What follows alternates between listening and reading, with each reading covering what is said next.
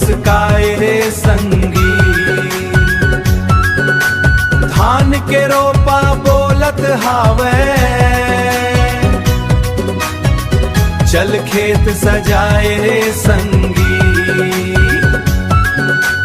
रिम झिम झिम बूंदा झरे ऐसन, महके माटी के खुशबू, माटी के खुशबू खुशबू।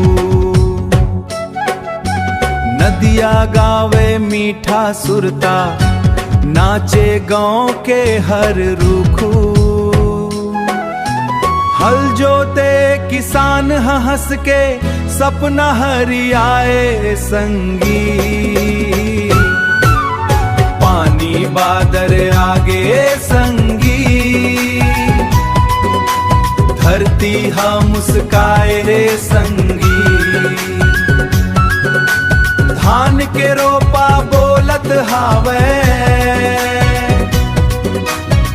चल खेत सजाए रे संगी।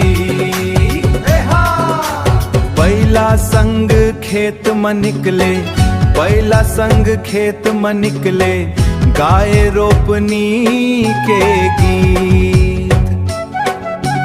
माया भरे मुस्कान बगर थे, हरियर हो गए सब प्रीत। कोयल बोले आम डार माँ, मन ह गुनगुनाए रे संगी। मेघा राजा बरसत जावे, धान के कोठी भर जाही। मेहनत के हर बूंदा संगी, सुख के बिहान जाही। पानी बादर आगे संगी, सुख के संदेश लाए संगी।